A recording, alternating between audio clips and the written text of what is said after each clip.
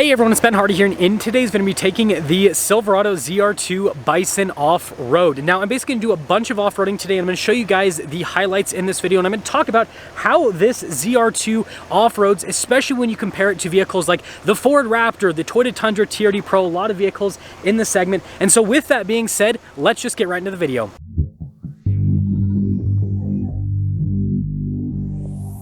So for those of you that aren't familiar with the ZR2 Bison, this is basically an upgraded package on the ZR2, which has a bunch of AEV goodies that add protection like more aggressive bumpers and skid plates. We've got 11.2 inches of ground clearance with this truck. And then we've got 33-inch tall tires, which have aired down to about 31, 32 PSI. This truck also has shocks from Multimatic. And finally, it has a rear and front locking differential.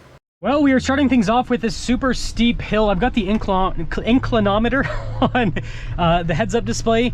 So I'll tell you guys, it's just over 20 degrees, 21, yeah, 23. So it looks like it got up to like 23 degrees. I can tell you the traction control is popping in a little bit here. Airing down definitely helped out.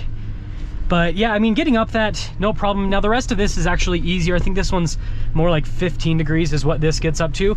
But yeah, with the tires aired down, these 33s, they get enough grip that on loose, you know, rocky, sandy terrain like this, the truck can get up. It's actually struggling more here than the first part that was steeper. That is interesting. I will say this is a pretty big beast. With the width and everything, I do kind of have to pay pretty close attention to where I'm going. The camera system, oh, that makes things a lot easier. Wow. I've always been a fan of Chevy's camera system, but there you go. In practice, it's fantastic. Now this right here is not particularly difficult, but I do have to get the truck kind of articulated here over these bumps. And if you don't have enough ground clearance, then when you go over these bumps, you will basically scrape the side. So breakover angle is really important, and the ZR2 did a really good job with that. It looks like these big rocks have fallen down here on the side. So this is a good time to kind of show you guys the maneuverability of the truck. Again, that camera helps out with placing quite a bit, so I don't have to worry about scraping the side of the truck. I will say the four-wheel drive in this truck does destroy the turning radius. I feel like Ford, with the their advanced four-wheel drive system they have in like the Raptor, for example, I feel like that does a better job of obviously providing tons of traction like this, but the turning radius, you don't really lose a lot with that.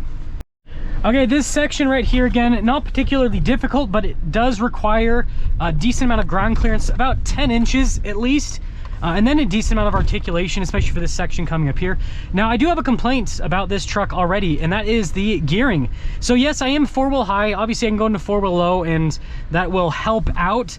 But man, having a 3.23 axle ratio just sucks. I feel like, you know, the 6.2 V8 has great power, but I don't always get the amount of power that I want right off the bat because the axle ratio, right, isn't all that aggressive. And then on top of that, it just rolls so fast because, again, 3.23 axle ratio. Please, Chevy, give us 410 gears in this truck, or just something at least a little bit more aggressive. Well, this shows a weakness, not with just this truck, but every single full-size pickup truck. Once you get into tighter areas like this right here, trees, it's, yeah. Obviously, it's a tight fit, so you don't have as much maneuverability as a smaller vehicle like a mid-size pickup truck or an SUV, for example. But I do want to mention something else quickly before I go into the next clip, and that is the fact that I reset the fuel economy trip computer before I started off-roading. And so at the end of the video, I'll show you guys the fuel economy that I get, so you guys can get kind of an idea of how thirsty or how not thirsty this 6.2 V8 is in off-road conditions. Again, with the tires, you guys can see the PSIs right around 32 with everything. And well, this is a great time to show the maneuverability or lack of maneuverability of the truck. These rocks are a little bit too big for this truck. You've got to have like Gen 3 Raptor with 37-inch tire levels of ground clearance, 13.1 inches. This truck has, again, 11.2, so not enough, but we're able to maneuver around it, which I think is fine. But I will say, like, again, I feel like I'm going fast, like really fast, and it's not because I'm on the gas, it's just because, you know, again, the gearing with the truck. Again, I could put it in four-wheel low, but there's a lot of, you know, parts of this trail where I need to be in four-wheel high and not four-wheel low, so kind of frustrating. As we are climbing some of these steeper hills, I quickly want to talk about this compared to the Raptor with, you know, lower speed driving, hill climbing, rock crawling, all that kind of stuff. What I'm noticing so far is that there is no benefit to this over a Raptor except for the width of the truck. The width of the Raptor does get in the way, but aside from that, the Raptor is actually kind of better at crawling than this truck, and that's because I think just bigger tires, frankly. Okay, this is like 20 degrees and traction control's popping on every so often because we're slipping a little bit. Again, if we had 35s at least, like what you can get with a base model Raptor, I think this truck would do a lot better. But this right here, it's a great time for me to use manual mode because this hill is really steep, and this hill actually has me slightly not super scared, but kind of scared for the gearing that this has, because again, this just doesn't have super aggressive axle ratio. Now obviously I could use the hill descent control that this has, and that would fix all of my worries, but I'm trying to show you guys the capabilities of this truck without using the tech, because I feel like everyone, even like a freaking RAV4 nowadays, I think has hill descent control. Like everything has hill descent control. Kias have hill descent control. So, you know, the thing that really differentiates vehicles off-road is, honestly, nowadays is the mechanical stuff, like, you know, what axle ratio and how big are the tires and the engine, how does that, like all that kind of stuff, right? Yeah, I mean, it did a really good job. But yeah, so as someone who owned a Raptor for like, I've owned 2 Raptors at this point, I can tell you that, you know, despite what people say online, because this has a front locking differential and the Raptor doesn't, the torsion differential that you could get in the Raptor just a couple years ago, paired with the axle lock that has in the rear, makes the Raptor a superior crawler to this. Honestly, again, it's just because of tires. The only time that this is going to win out in crawling is if you're in a tighter circumstance, then this would beat the Raptor. And then when it comes to this slightly higher speed stuff, definitely not a Raptor or a TRX when it comes to travel or shock absorption, but I will say it's actually quite impressive how well this truck handles at higher speeds. And so again, you're not going to be competing in the Baja 1000 anytime soon with the ZR2, but you know, when you go over bumps and everything, like look at this,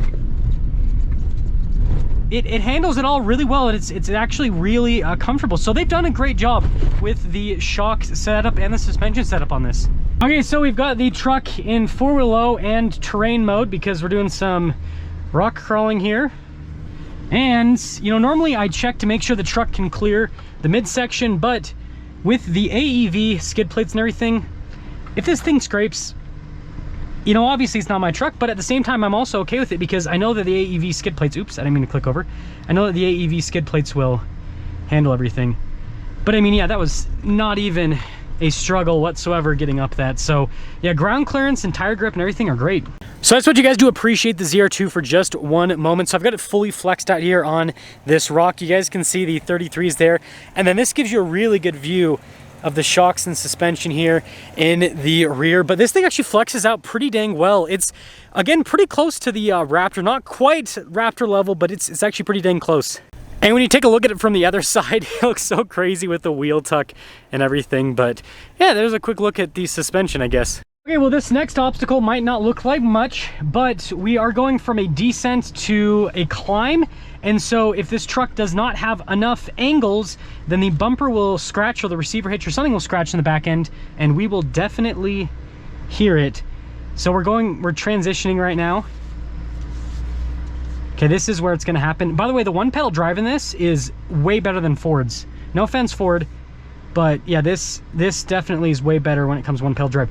The truck did not touch at all. This is the first pickup truck I've ever taken through that little obstacle thing, whatever you want to call it, that has not touched. And now we got to do this little rock climb. Again, the gearing, I wish it was more aggressive, but I will say super impressed with the angles on that. So better than Raptor and TRX on that obstacle. We're on the other side of this climbing obstacle. Now this one is a little bit harder with the climb, and I actually decided to lock the front and rear differential, not because I have to, but I just want to feel what it feels like to have the differentials locked, because I haven't had to lock them at all this entire time. And this, you know, little climb is notorious for wheel spin and everything, and so I think having the differentials locked is actually allowing me to take a harder line, to be honest. So yeah, that's a harder line than I normally take. Just taking it nice and slow so I don't skirt into the rock right next to me. Oh, You can hear that weight transfer. Dang, this thing's a mountain goat. So I decided to try to go down an obstacle that I just went up, and yeah, I high-centered myself. But on the rock rail, again, this is why you get rock rail protection on a vehicle. Okay, so let's quickly summarize my off-road experience as I am exiting the off-road course, but not really, because I still have to drive down some roads that have that's right. Okay, so let's sum things up as I am exiting the off-road world, kind of. I still have to go through these dirt roads and everything. So with the ZR2, it's a really impressive off-roader, and the stuff that AEV has added to it does add to the capability because, you know, having stuff like the rock rails and the extra skid plates gives you peace of mind, especially when you're rock crawling like I was today and you get high-centered. And it's like, thank goodness I had those rock rails, because explaining to Chevy why I bent the frame on their brand new pickup truck, that would be a hard one.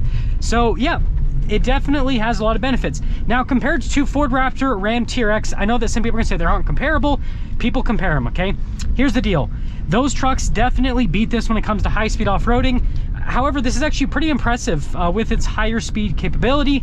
But yeah, those having bigger tires, more travel, more advanced shocks, I would say definitely perform better. But you can, I mean, you guys can see there, you can go through pretty big bumps and the truck can definitely handle it.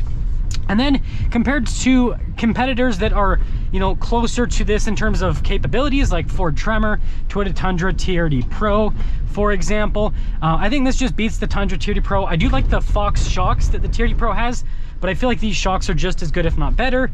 And this has better tires, it has more ground clearance, and it actually has tow hooks. The TRD Pro does not have tow hooks. So I think this is a better truck than the Tundra TRD Pro.